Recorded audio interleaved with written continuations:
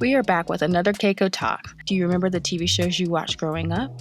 Just to name a few, That's So Raven, The Wild Thornberrys, Hey Arnold, Jimmy Neutron, As Told by Ginger, Doug, Fresh Prince, Full House, and many, many more. Well, we are talking about the culture of rebooting great shows and how we feel about this trend. So let's get into it. So, Courtney, what are your favorite shows from your childhood? Honestly, like a lot of the ones that you talked about in the introduction are like favorites of mine. Like I definitely love the Wild Thornberrys, Hey Arnold, As Told by Ginger. Some of the other ones you didn't say is like Cat Dog and the Rugrats. Oh, classic. Yes, those were like top tier like kid cartoon shows. And like Ed, Ed and Eddie. I don't remember that, but Ed, and Eddie. Yeah. Those were like, I just feel like back in the day, like, and we're talking about like late 90s, early 2000s, like caps about probably 2007, 2008. Those were like, that was like a golden age for like preteen, teen to like later, kid age. So I'm talking like not 8, 9, 10, 11, 12. That age range, that was like a really good age for like, or a good era for cartoons, For sure. I also think too, like that era, it was actually like quality TV because it was like TV. It was cartoons, it was kid friendly or teenage friendly as well. But it wasn't like reality TV show made into like a kid. Well, reality TV didn't really even exist at the time. Like there was really no, I mean, I guess there was like in the early stages, but what we think of reality TV now, where it's just sort of like outlandish drama and like it's just craziness, that was nowhere near. In fact, I remember, this is funny, like now we're talking about it, I remember everybody thinking that the Whitney Houston, Bobby Brown show was so like outlandish and crazy. Oh, I remember that everyone thought that was like the marker for like, this is how reality TV is just horrible. Like, this is like, it's gone to crap. And that everybody obviously blamed Whitney Houston, for like doing that because they just didn't see her in that way. But now if they saw Love and Hip Hop, that looks like literal child's play in comparison to like Love and Hip Hop or The Real Housewives now. Like, it's just crazy how much like, culture changes. Oh, yeah. Yeah, for sure. Because I remember watching that and I was like, what in the world? I think also, too, a lot of people blamed her, I guess, actions on like the drugs and stuff like that and the craziness from the couple, right?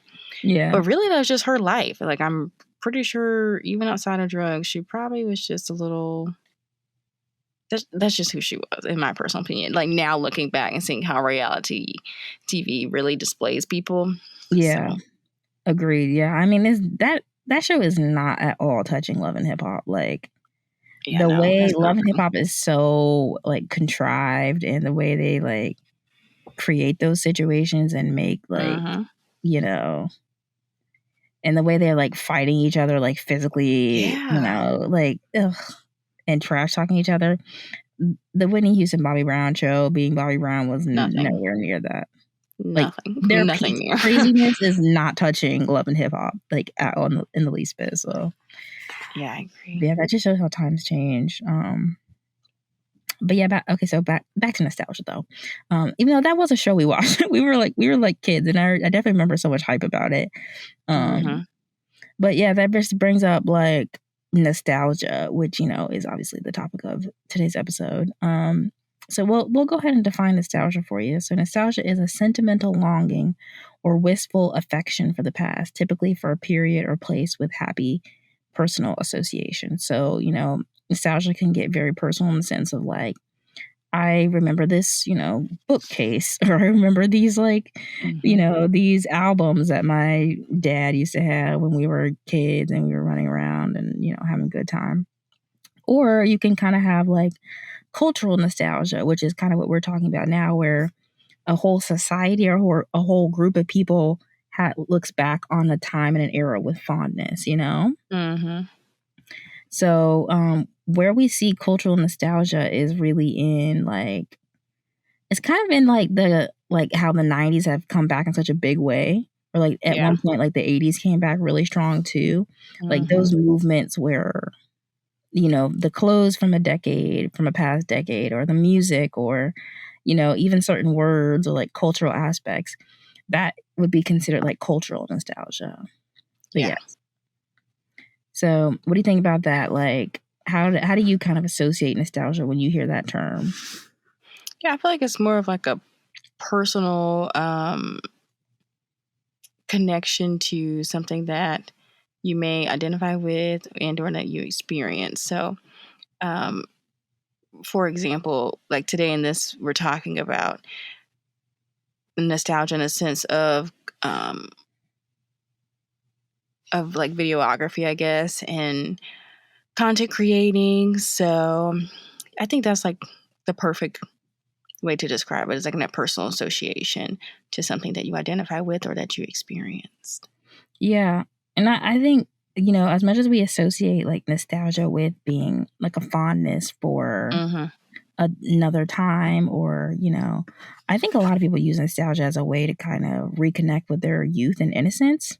Oh yeah, It's one way to really remember, like, when you remember like the good old days or whatever, you're like, man, I was really just innocent and I just didn't know what I didn't oh know. And yeah, now that I know, I'm more jaded and I have, you know, more responsibilities or whatever, you know? for sure. And So I I think think also too, like seeing those things, so like those TV shows, like watching That's a Raven, it kind of puts you back in that childlike state, and you're just like, oh my god, I just can't be touched. Like I'm invincible. Like this is exactly, great TV, which it is, but it just kind of takes you out of your reality in a way. So exactly, yeah. And the thing about it is like it, um, you know, and I'm just like looking up nostalgia, like the psychological, you know, the psychology behind it. It's like uh-huh.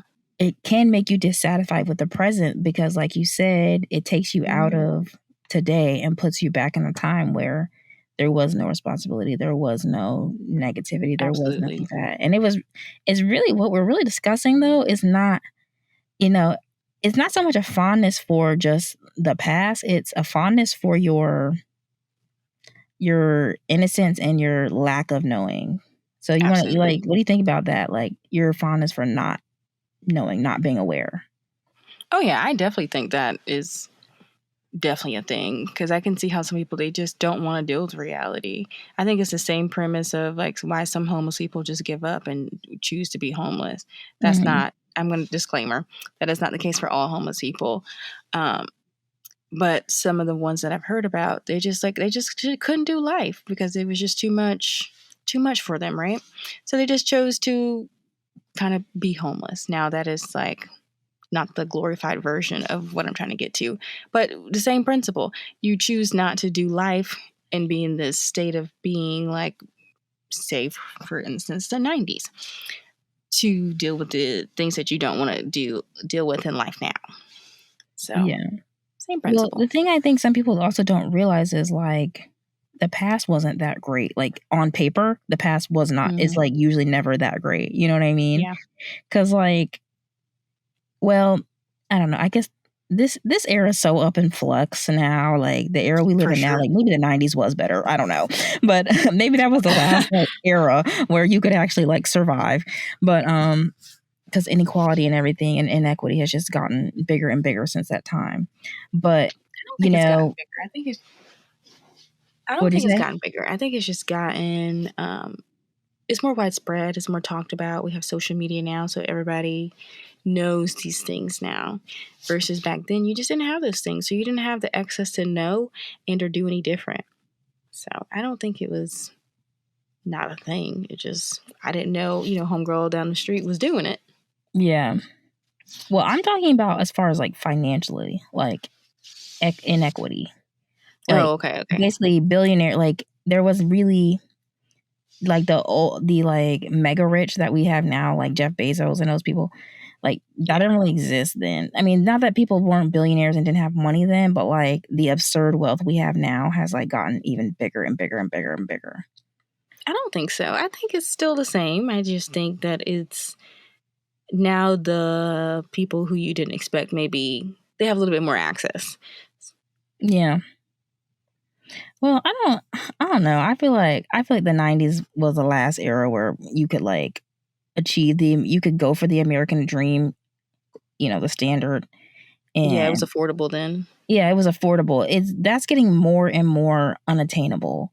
And it's Yeah, for because sure. people are just being hella priced out of that kind of thing. Or, those things aren't as accessible to average people. People who follow the standard, people who do the Mm-hmm. college thing, people who go get careers, people who, by all standards should quote achieve something. Like these things aren't as readily accessible as I guess as at least preached to us. You know what I mean? For sure. Like even the days of staying at a company for 20 years is pretty much dead. Like who is doing that? Yeah. You know? Yeah. So, and honestly, and people don't realize this, but a lot of how our society works is set up around that kind of work a job for 20, 30 years because a mortgage cost is how long? 20, 30 years. Absolutely. Like, you pay off cars in a certain amount of time. You pay off like loans, like, in a certain amount of time. So everything's kind of set up around going, working, being loyal to a company or being whatever. And I just think the last era where that made sense was probably the 90s before 2008 and the like recession, Yeah. So which leads me into this. I think this is an interesting quotation. I guess Catelyn found it. It says reboot culture stems from millennials being dissatisfied with anything that happened after 2005, and creators certainly capitalize on their desires to see childhood once again. And I'm wondering, what do you think about that date, 2005? Like, what do you think is specific about that date, that around that time? So we'll give a little window. We'll say anywhere from 2000 to 2008. Okay.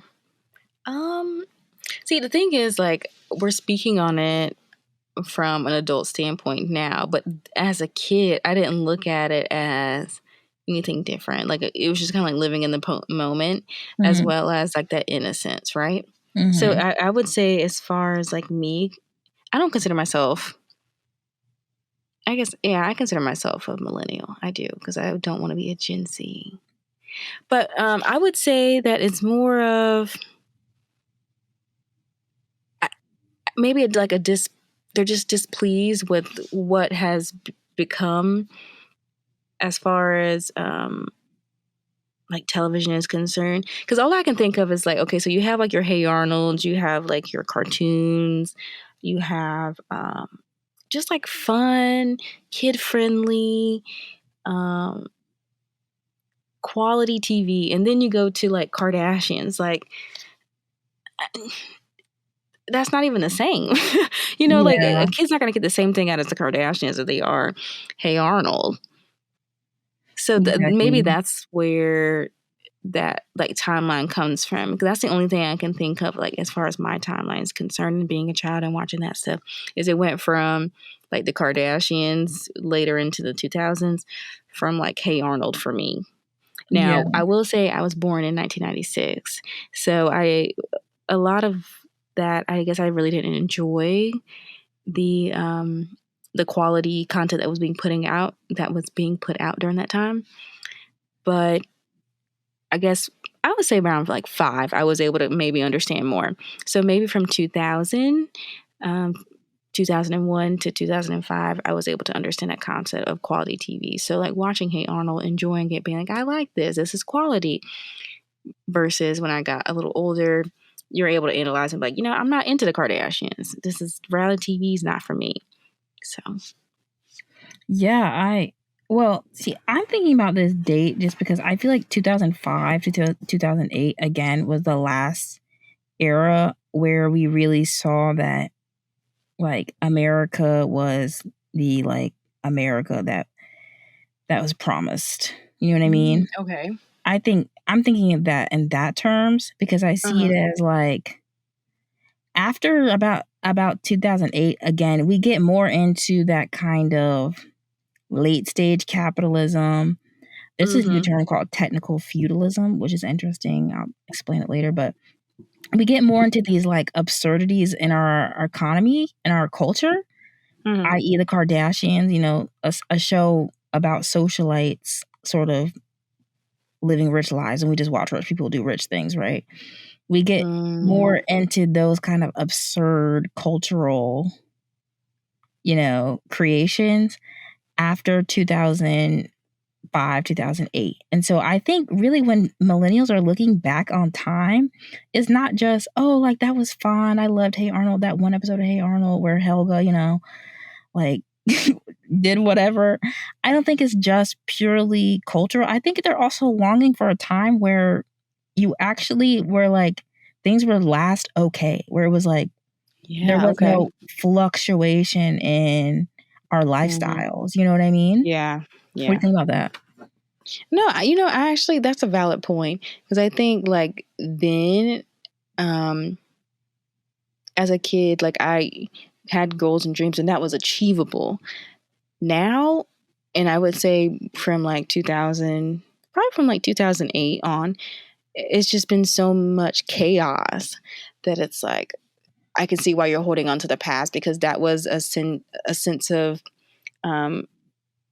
that you could be something more, you could have something more. These things are achievable. Now it's just like, am I really living? Am I just paying bills? I know these reality stars, they're really just showing off their lives, but is that achievable for me? Like, you know, they're just bragging at that point. Yeah. So. I think now people are, what's on TV and the things that are being created culturally are just more and more out of touch with what the average person is able to achieve. You know, I mean, we're speaking now from, this is the, you know, the war with Ukraine is going on with Russia, which we also take a moment to just pray for people in Ukraine and the refugees and all the people really who are really affected by this, like,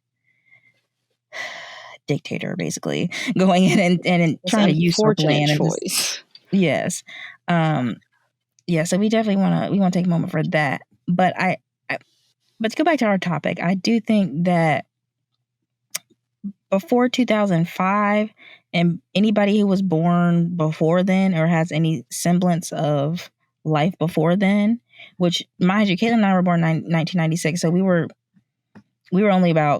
even teenagers yet, right?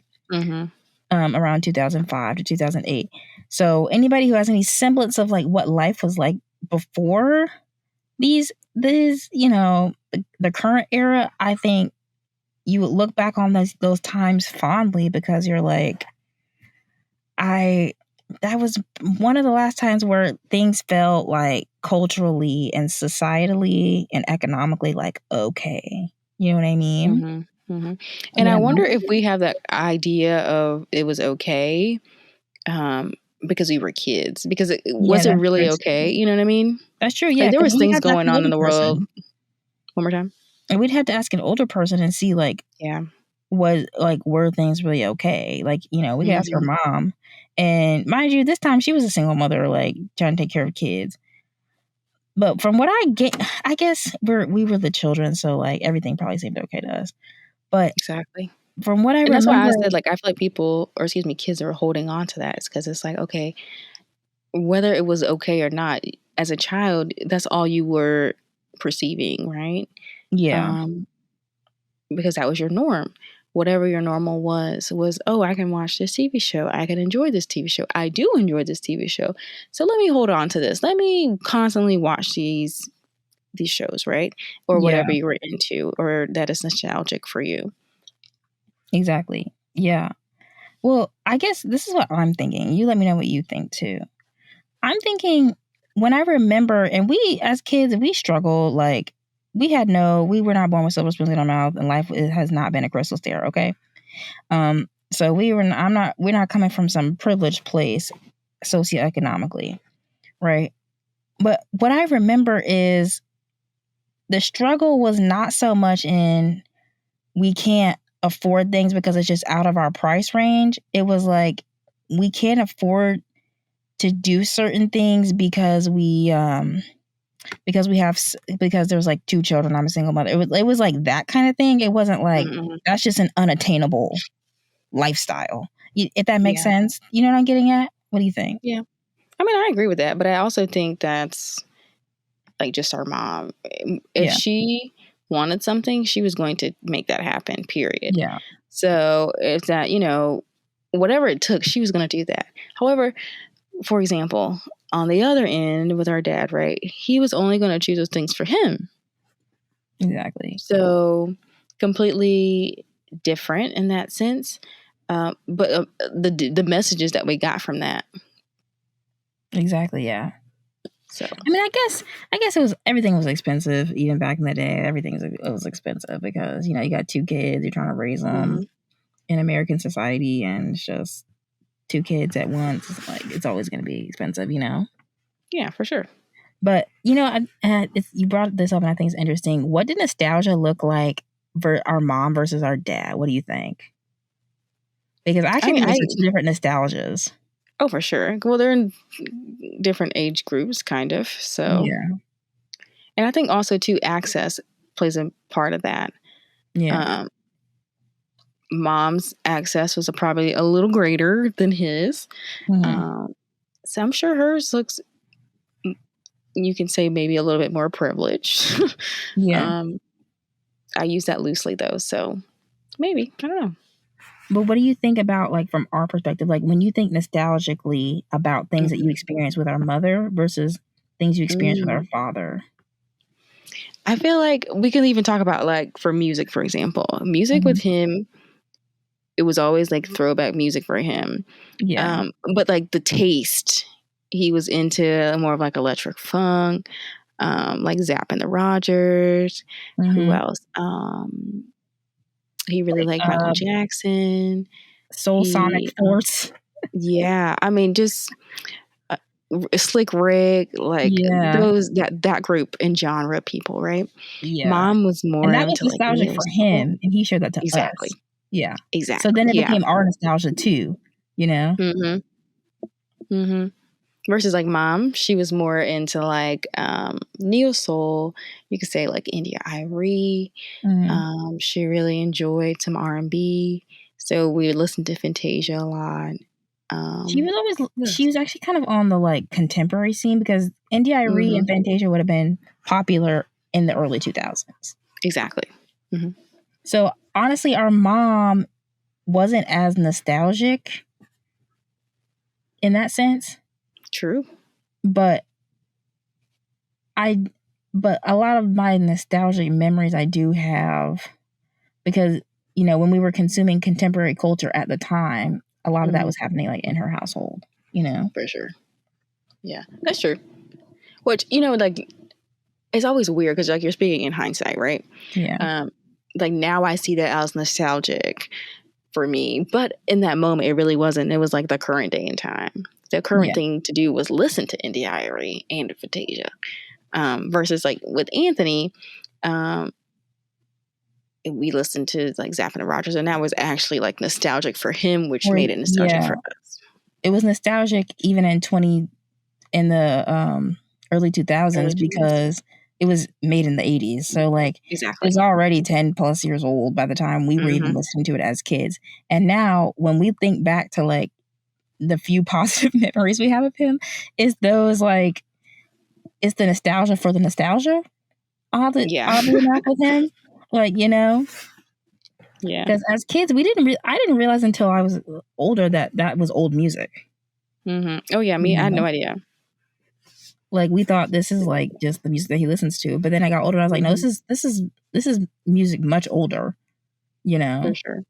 And it's definitely a bop. Like I Yeah, oh, will it's definitely a say, bop. thanks for the music taste, bud. Because yes, just yes. Yeah. I would say, honestly, Music Chase is one of the strongest positive memories I even have of him, Yeah, I agree. oddly enough, you know? Yeah. And you know what's weird? We just finished that conversation, that series on trauma, and I'm Mm-hmm. thinking, I'm like, I even have nostalgic memories about even us being in his.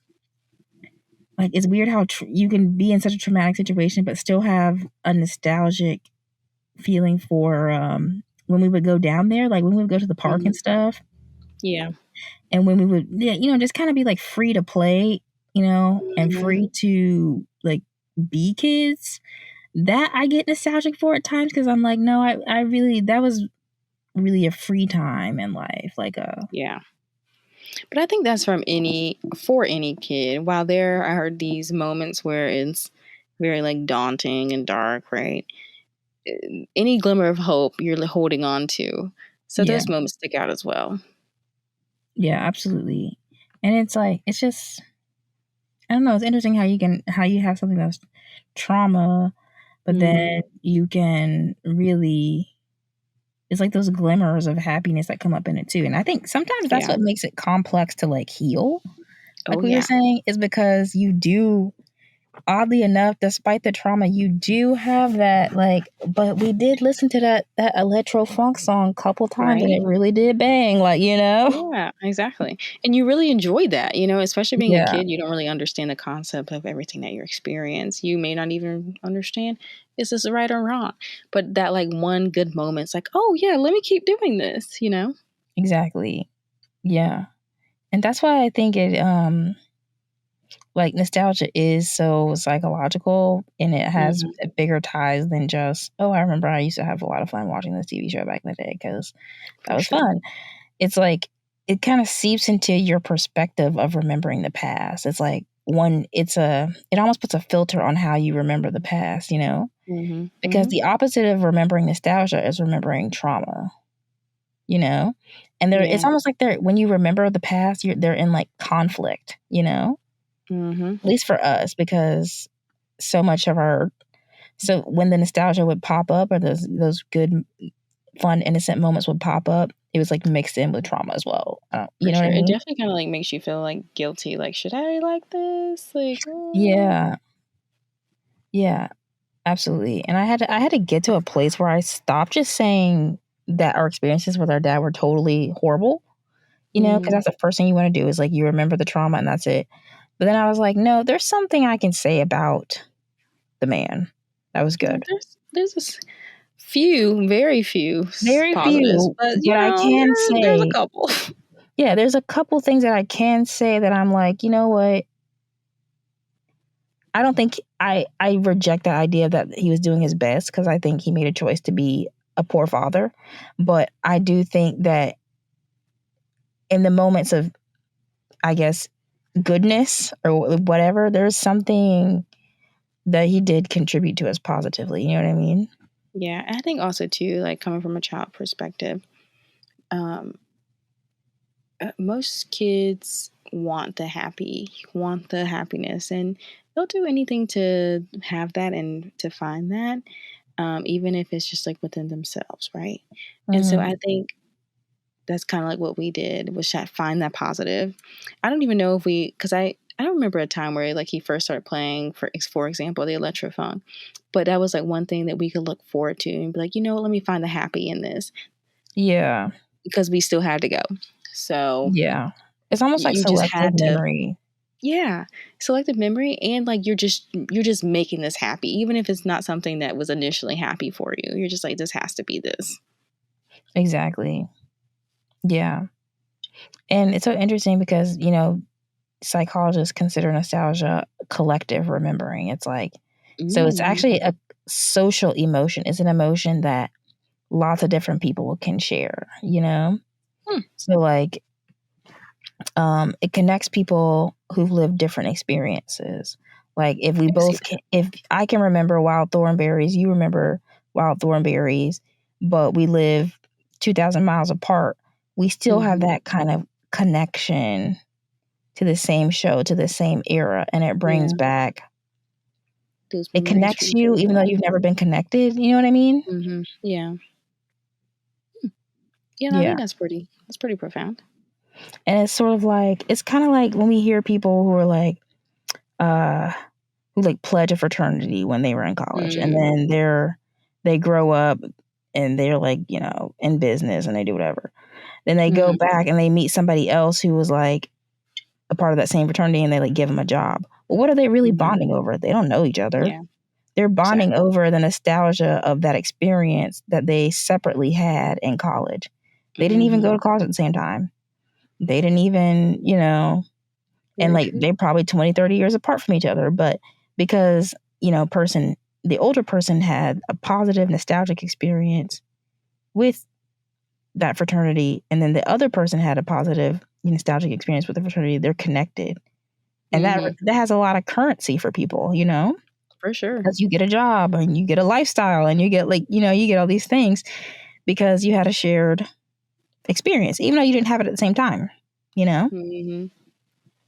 So it's interesting to think of how nostalgia can actually turn into like currency or turn into cultural Absolutely. capital. Yeah. Yeah. So while we're on the topic of nostalgia, we're going to get on over to reruns versus reboots. So Courtney, tell me what you think. Are you a reboot person or are you a reruns person first? Well, you know me, I am diehard rerun. Sorry. Reboots. Agreed. Not here for it.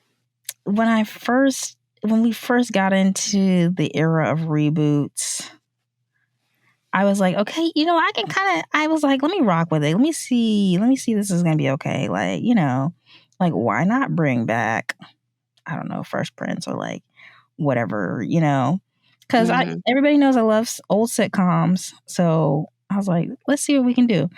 I'm telling you, they mess it up every single time. I have not seen one reboot that I really feel like is just good, doing something so great. Yeah. So I'm every bit a rerun, and I'm a rerun because I think we should just celebrate what it was. We don't need to, true nostalgia is celebrating what was. Reboot is like almost perverting it in a way, like trying to bring what was back in a new way. Yeah. And it's like, let it be what it was. We can just put it back on the air. Reboot for me is that reboot is bringing this old concept and turning it into now. You know what I mean? Like they're trying to, for example. Yeah, or trying to. So me and Courtney, we have both watched Fresh Prince, and we have watched a new reboot, Bel-Air, right? And so I feel like we kind of, or for me, I'll speak for myself. I went into watching the show with the expectation that it was going to be similar to Fresh Prince, and it's not. They like put this modern, like 2022 problem spin on it, and I'm just not here for it. Like that's not why I would watch Fresh Prince. Exactly. So I'm just not a fan. And it's because they try to capitalize on it again and try to resell it to you. And it's like, you already sold it and you already made a lot of money and you've already made a big cultural imprint on the old thing. Trying to resell it just feels like the cheap imitation. Yeah. It's like, on like Hollywood Boulevard, they sell these little like fake Oscars to people or whatever. And it's like, yes, this is a souvenir, but not everybody is going to win an Oscar. Obviously, we know that. But that it's not the same. You already sold us the Oscar, and you try to give us the small plastic one that you bought for $5 on the street. Like it's not doing it. It's not going to do it. Sorry. Yeah. I feel like the industry is really banking on people to have that nostalgic, because they know that's a trend. Like, that's the trend of like the younger people, like millennials and Gen Z. The trend is to imitate the 90s, to revamp the 90s or the early 2000s. Like it's the Y2K movement. So in true capitalist fashion, they're like, let's exploit this for money. So let's bring back, Bel-Air or whatever. And it's like, it's not working for them. It's not working for them. Yeah, it's not working for them. So while we're on the topic of Fresh Prince versus Bel-Air, so we're going to compare like character development here. What are we thinking about Carlton from Fresh Prince to Bel-Air? Well, I think you had the strongest reaction to Carlton. Yeah, that's true. Very true.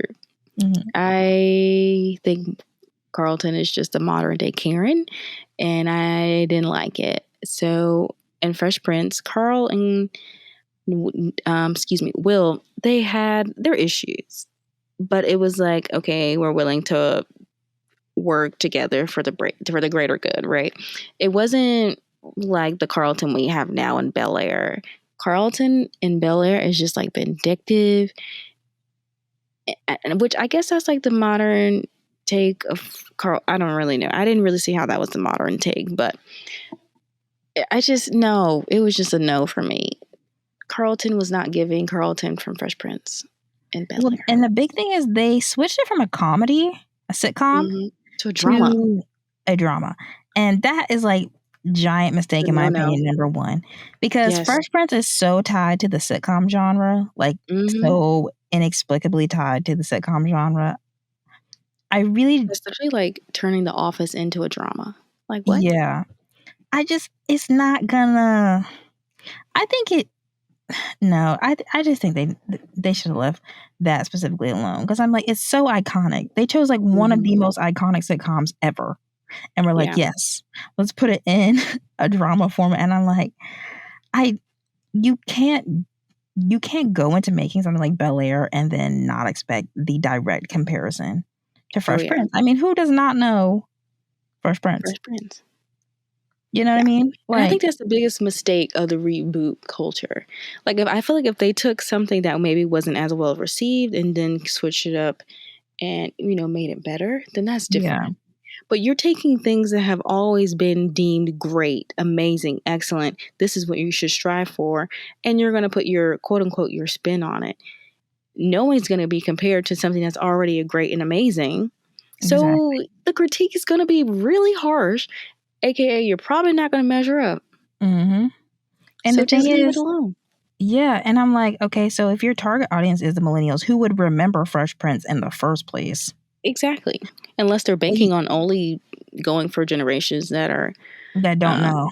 Yeah. That don't know or have never seen Fresh Prince. But how have you not seen it? Maybe that's why it turns out so like disturbing to us, is because maybe they actually aren't looking for us.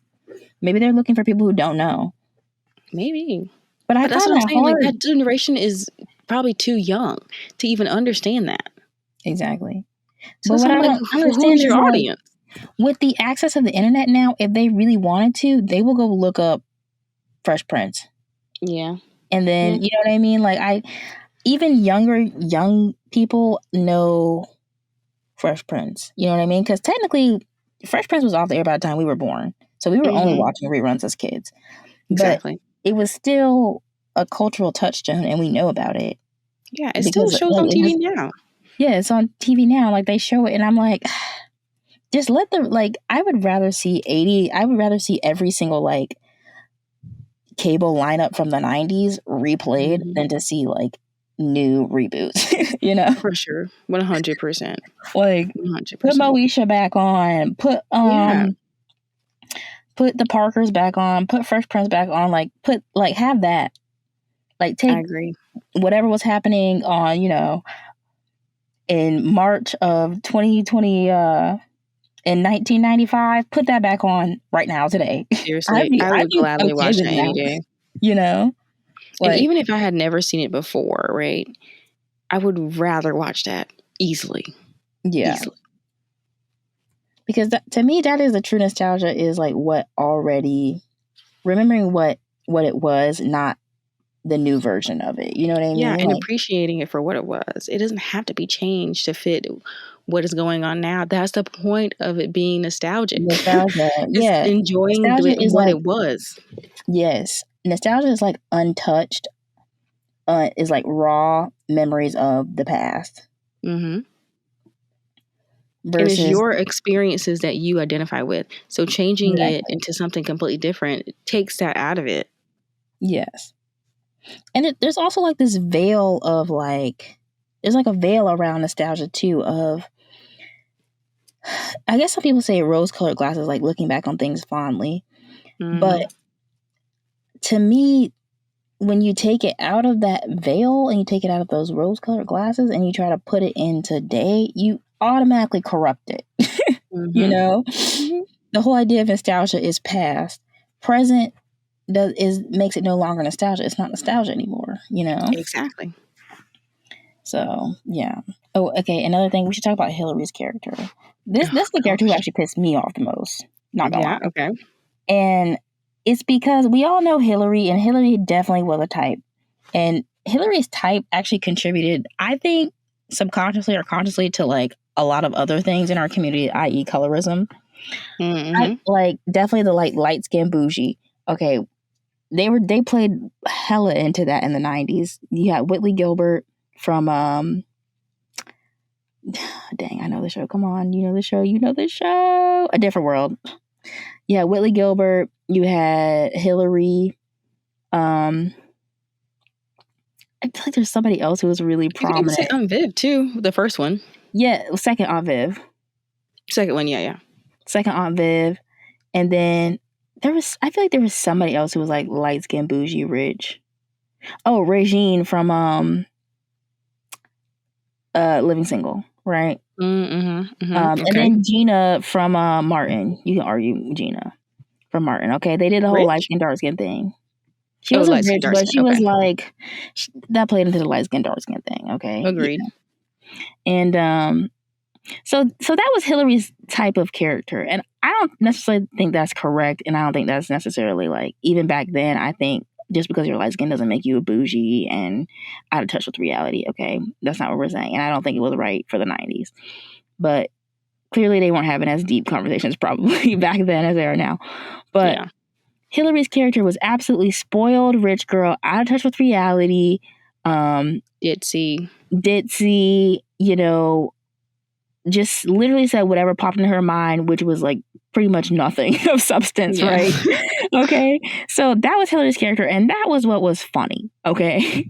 I'm not saying we should be making fun of people who behave that way, but like that was the joke. That was the punchline for that character. Now, and also too, like Fresh Prince was a comedy, so those things were made to be funny. Her character was supposed to be comical. So was Will. So was Carlton. So was Uncle Phil's. Like everybody. So don't be wrong. While they were hitting on some real serious topics like colorism, it also was supposed to be comical. Exactly. And the way they portray Hillary's character in Bel-Air is she's like this Instagram girl, only cares about the likes, the follows, the this, you know, and she's just trying to like advance her like Insta career and all of that. And I could see how that is the obvious choice to try to link the characters, is to take what we think of now as like the out of touch person being a YouTuber. And then Hillary's character back in the day was just being rich, you know, light-skinned girl, right? But the issue that gets for me is like Hillary would, in my opinion, old Hillary, Fresh Prince Hillary would look down on somebody like an influencer, right? Absolutely. Yes. Hillary was a definition of rich. Yes, she was like money the old way. Not this like new, I get on the internet, I try to like make money quick, you know, doing these little brand deals and run around LA kind of thing. Hillary was like, no, we have money stacked up. Okay. And we have money even from her, like, I'm sorry, go ahead. No, go ahead. You go ahead. I was gonna say, even like the new Hillary in Bel-Air, she's like out trying to get these people's attention to make her career pop off. Hillary would never ever in Fresh Prince. No, Hillary was not. Hillary didn't have to try. Like, what was Hillary? What would Hillary be trying for? Hillary didn't have to do anything. All she had to do was sit there and look pretty and say her dad was so and so and so and so. Exactly. Well, no, Hillary was out here like actually working. Girl. Remember, she got a job as a weather girl on the show. I mean, she did, but she also kind of like got that because who her dad was. Yes, and her attractiveness. Yeah, it was solely off of just like her status, aka her name, her aesthetic. And she was a pretty girl. Versus the other Hillary in the new Bel-Air, she actually was like out there working, and like Hillary would never like. Yeah, she was a weather girl. Not saying that weather women do not work, but no. Yeah, I think Hillary would look down because she would just see a YouTuber as like very flippant and not sort of like totally disconnected from, you know, real wealth and real money and status, like she'd be like who is this kid? You know what I mean? Like, and I don't think they had a critique on her character. They didn't have a serious enough critique on her character, because Hilary Banks from Fresh Prince would never associate with Hilary from Bel Air. Period. Agreed. Yeah, she definitely would look down upon her, the new Hilary. For sure. Even like Ashley was off for me too. I can't remember exactly, but I was just like, what? Like Ashley would like come in for like comedic relief, basically, between like Will and Carlton. Like she wasn't giving that to me in Bel Air. Yeah. They like subdued the characters in a way that I think is really. They took the sitcom out of it. And I know it's a drama, so they had to take the sitcom out of it. But the whole premise of Fresh Prince is that it lives in sitcom land. It lives in a 30-minute show. You laugh. It's somewhat believable, but halfway not believable that these situations would actually occur. And you suspend disbelief for that moment and enjoy yourself. That's what sitcoms really, that's their ammo, And they just, I think Bel Air the story of Fresh Prince was never meant to be a drama. And but something that this brings up though is like, at the time that Fresh Prince was being made in the 90s, sitcoms were ruling TV. Like that was what you did to make money as in the entertainment industry. You put a sitcom on TV and you would get enormous ratings. A good sitcom on TV, So that was what was selling, was a 30-minute, half-hour, funny show, right? But now what's selling is the hour-long drama format on a streaming service. Which brings me to like originality. If that's the case, then you just need to be original. Don't take something out of context. I agree. And there's some beautiful stuff ruin what you're creating. Exactly. There's some stuff that has been created in the modern era with that 60-minute, drama format that has been incredibly original and amazing. Oh, yeah. Absolutely amazing. And it's like, we don't even want to take away from that era. I just think if you like leave Fresh Prince what it was, Exactly. Yeah. It's like trying to make a lion a cheetah. Exactly. You can't do that. You can't, No matter how much you dress So another up, show, I'm sorry. Go ahead. I was just saying, no matter how much you dress up a lion, you're not going to make it a cheetah. It is just not a cheetah. 100%. 100%. So another show we also watched was Proud Family. So there's a Proud Family versus, I think it's like Louder and Prouder. Is that what it's called? Okay. So we also gave that a watch. Courtney, what is your take on that comparison? Well, I didn't find this one nearly as like repulsive immediately as Bel Air. Okay. And I know. I feel like this is gonna like come back to haunt me. These critiques on these shows, but facts. I feel like, preface. It's not that I don't respect the work. I'm a filmmaker, okay? So it takes a lot of work to make these things happen, okay? People have been setting up for days, weeks, months, hours, every measurement of time to make these things happen. So we want to respect their work always. Absolutely. I think though that it is appropriate to give a critique where, when you put something out into the world. Anyway, that was just my disclaimer. But the Proud Family, I didn't find that one as immediately repulsive. And it was because I think they tried their best to keep as much of the original. I think they tried. Like a lot of the voice actors are the same. And they kept the same look, like the drawing, because I think it was a hand-drawn show, or maybe it was computer animated, I don't know. But they kept much of that same look. Most of all the characters are like the same. So I didn't think it wasn't immediately repulsive to me. I think that it has its issues, but it didn't completely turn me away. So I had like the complete opposite. I thought Bel Air was more bearable than Louder and Prouder, which is the new reboot of Proud Family. Mm-hmm. I couldn't even. I was going to watch all 4 episodes that they have because I think they actually release them weekly still. So it's fairly new, but I couldn't even make it. I could barely make it through the first episode. I've actually finished it, but it was painful. Like I was like, this is terrible. And like Courtney said, I understand that this is someone's art. Someone took pride in this, took their time and energy to develop this again and create this new reboot. And kudos to you for taking on this task. But it definitely was not giving Proud Family to me at all. They got rid of some characters. They added some characters that didn't need to be added. Even like, I feel like the characters didn't even like develop. Like, it's just like, oh, well, they hit puberty. Like, in this time span, they only hit puberty. Like, they need to be adults by now. Yeah, exactly. It's They need to be been, in college. 20 something years? Exactly. They need to be almost even post college. They need to be senior year.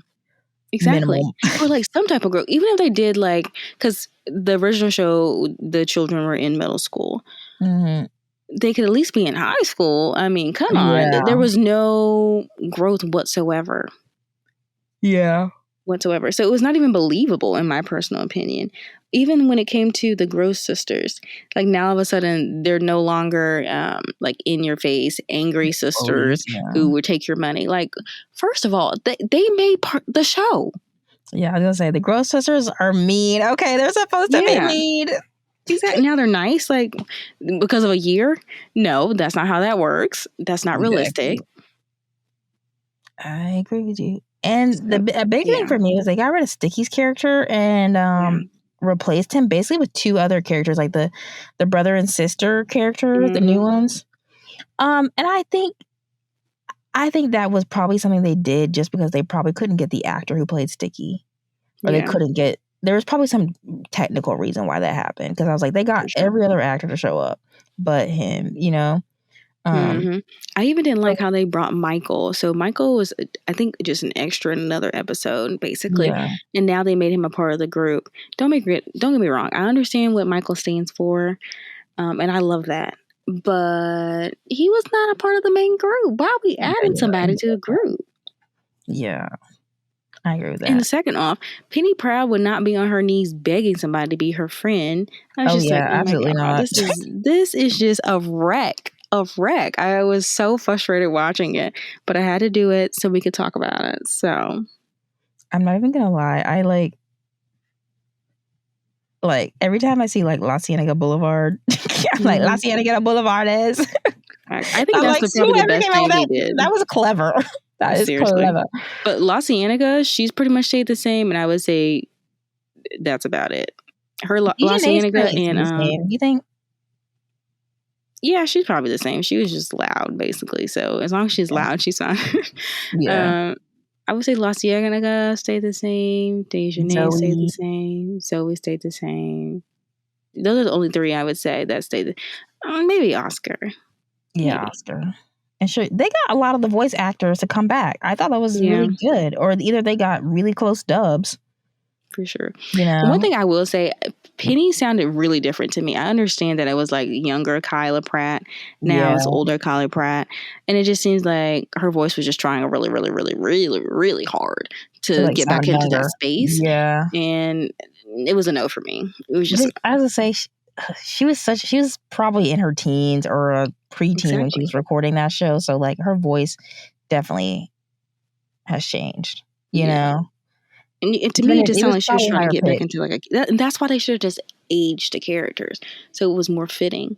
But I think that was a big thing. Oh, and another big thing for this show we talked about is this show tried so painfully hard to like use new lingo, like use new, and it was so horrible. It was like, it was bad. You know how like you're older, like, or middle-aged people will try to be like, yeah, it was so lit when we went to the function last night and the park, you know what I mean? Like they try to throw every single like hip lingo into one sentence, and that's what they did with this show. And I was like, it was so cringy. I was like, no, it was terrible because nobody talks like that. Yeah, people already don't even talk like that. Like we don't. I mean, you throw in a word for a little razzle dazzle, but like That's You it. know, it's not A like word. everything is like, like, oof, it was just too much. Like, and when you Agreed. start throwing out lit too many times in one sentence, you're like, who wrote this? Yeah, you're trying too hard, and you can tell it's some older men probably, uh, Yeah, who decided to do the reboot so they could capitalize off of it. But no, buddy, you did not go. I'm surprised Disney exactly. approved this because I was like, y'all are behind. Bro, they're approving all kinds of stuff. They got to keep True. the content flowing. Agreed. Got to keep that And I don't brand necessarily agree with it because I'm like, you just keep rebooting stuff that you could have just put the rerun back on and nobody would have had an issue. at all. You know, it's like Hmm. I was reading like once they put like Moesha and like a bunch of and like Sister, they started getting really high ratings on Netflix because they put that stuff on there, and it's like people Hmm. just want to see what they already loved about the show. For Like we sure. just want to see Tia and Tamara again. We don't want to see Yeah. them at like 45, 50. You know what I mean? Like, Exactly. And I feel like that's why people bought Disney Plus as well. You were no longer able to see some of the things that are on Disney Plus now on other platforms. So people went over to Disney Plus to get that piece of nostalgia, right? Watch That's a Raven, watch Rugrats, watch all the other shows that showed up on Disney, right? And now yeah, you're putting on freaking Prouder and Louder, whatever it's called, and it's not even that good. I feel that, man. I agree. I'm all about the rerun. Facts. But I've been about the rerun since I was a kid. Um, yeah. Now I will say there is one thing that I do think there's one piece that has come out recently that I do think actually did a good job, and that's because they took the approach of reimagining, and that's Hmm. West Side Story. I don't know if you've seen West Side Story, No, I but haven't seen that. the new West Side Story has been nominated for a bunch of Oscars.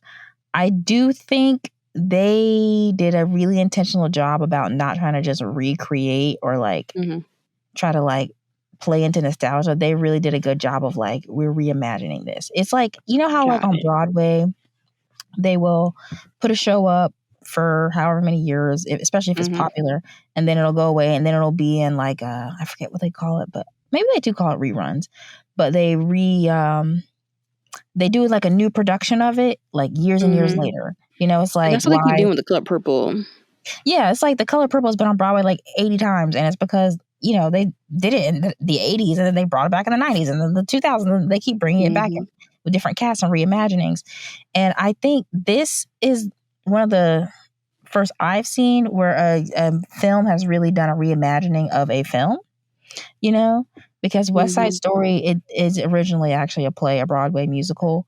And then in the 60s, they put it into a film. And that was huge, right? And so that's a Hmm. cultural icon, touchstone in and of itself. And then, 40, 50, however many years later, they do this reimagining for 2022. And I actually do think they got it right. They had Steven Spielberg directed it. So, and he's always been like a really in tune cinematic filmmaker. So Yeah. I didn't see him like doing anything wrong with it because he actually directed The Color Purple, the movie as well. Fun fact. Um, so I saw him actually being able to really if anybody was going to do it and do it right, I think it would be him. Um, Agreed. Yeah. and I will say a big thing that helped is they preserved the original score and lyrics. So they were singing all the original songs. Hmm. Most because I think if they would have they tried to like update the music or do that kind of thing, I really think they would have messed that up. For Um, sure. Yeah. But so see, that's one thing I will say about Steven. First of all, I think he's pretty selective about the projects that he takes on, for one. mhm, Um, and I'll also say that, well, I don't know if he's ever done any other reboots, but he is not the type of person that's like, oh, ego, I have to change this around and make it something new and blue and blah, blah, blah, blah. He's mhm, usually pretty good about like sticking to the core of what it is and or trying to get to the bigger picture, the bigger message, blah, blah, blah. yeah. Versus He some of these. really is like a filmmaker Mm-hmm. first. I think he's like one of the few left who's not like, I don't want to say few left. Let me not say that. But I think he really is interested in like cinema and telling a narrative using film. Yeah. You know? It's not I think about capitalism. It's not about, oh, well, let me get this money from this. It's like, okay, this is the project. This is what I'm giving. How can I get this message across through the medium that I choose to present that through? exactly. Is that simple? Not simple, but, it's kind of that cut and dry. Exactly, yeah. And I'm thinking, and what really stuck out to me is that it was reimagined with like new actors, costumes, those sort of smaller things that we should be paying attention to when we watch movies, but that people don't pay attention to as much. They obviously contribute to the visual, but I think he kept the core of the narrative and he kept the core of the music, which is in a musical that is like immensely important because that's the story.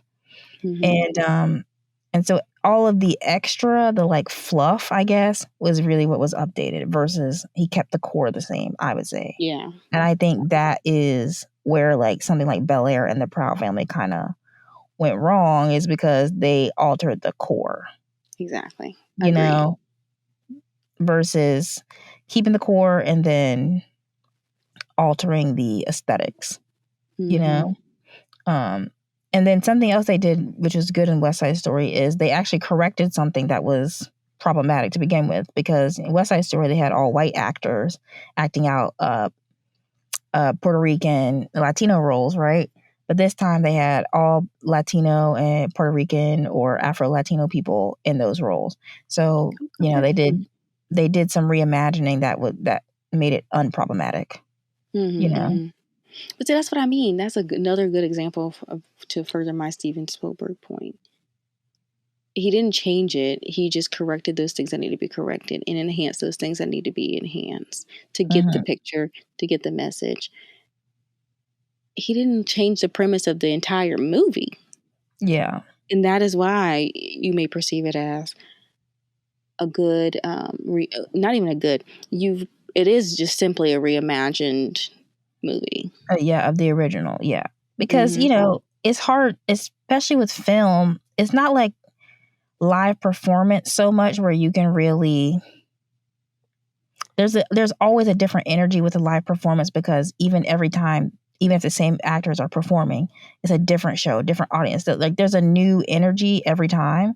Film is a recording of an event that happened once. So it's only really ever that one thing. So I think it's harder to take a film and try to redo a film, and I think they did a good job by not trying to remake that original film, but took the narrative and expanded it. And that's all about intentionality to me. Like they were intending to go in and do it right or do it well. Versus, and I'm not saying that the other shows don't intend to do things right and do things well. I think that when you lose the core though, or when the core kind of is put aside, it makes the product feel not, it loses integrity for the product. 100%. So yeah, I reboot culture. I think people are starting to get really sick of it, and I'm kind of hoping that we just go back to just reruns, because you remember Nick at Night? That was such a big thing back in the day, and that was all reruns. It was all old stuff, and it was like a new generation was being introduced to things that had been on air 10, 20 years ago, and everybody loved it. And it was like there was no emphasis on remaking these things. It was just put it back on the air. Exactly. We'll continue to play it. People will love it. You know what I mean? Like, I'm glad I actually just remembered that, because I was like, we've been through this same culture before where people were really like, oh, let's watch Full House again, or let's watch, The Nanny again. That's always been a thing. Actually, I've watched Nick at Night is. Seriously, I've watched Full House so many times, and it was the same stuff. The same episodes over and over and over and over and over. And you can better believe I was there every night watching it. Or that, or like we used to watch whenever the Cosby Show was come on, before it was publicly disgraced. But oh, Cosby. Yeah, and there's whole like channels, like TCM is a whole rerun channel, like literally, TV Land rerun channel. So it's not nostalgia has always sold. People have always bought nostalgia, but this new reboot is making it really hard to want to invest in nostalgia. You know what I mean? Like yeah. I wouldn't say it's making it hard for me to invest, but what I will say is I only entertain the original. I'm not entertaining these reboots at all. And exactly. I think I would venture to say, I'm not going to speak for all, but I will venture to say I think a lot of individuals who have seen the original would have the same stance. Exactly. Agreed. I would love to know what the stats on how much the reboots, like what ratings the reboots actually get, you know? Yeah, I would like to know other people's opinion on like people who have watched the originals, group on the originals, and then their take on the new content now and see what they think too. Yeah. I don't know. I would just say I think it's time for this era of reboots to go away. I think reruns is where it's at. Keep the reruns going and let's make new material. There's plenty of people out here writing. There's plenty of people interested in making new things. You know, we're not going to have any reruns in the future if we don't produce original, iconic stuff now. So exactly, let's keep originality flowing. And I know there's like plenty of ideas out there. Absolutely. To be original with. So it's not a lack thereof. All the time. Y'all hit me up because I write all the time. I'm literally sitting around just thinking of like new things. So no, we need underground. What do you say? We need underground. That was good. Yes. There's so many things, like there's so many people who are coming up with new things and responding to our current moment. So I think it's important to push originality, look for originality where you can, and to support originality where you can. 100%. You know? 100%. Well, guys, we're going to wrap up this episode. It was great chatting with you guys about nostalgia and the reboot culture. So we will catch you in the next one. Bye. Bye. Don't forget, next week we have another 1107 and Dark episode coming for you guys. So make sure you check out the description below to see the new playlist we made over on Spotify. Can't wait to listen to these songs and discuss. It's gonna be good.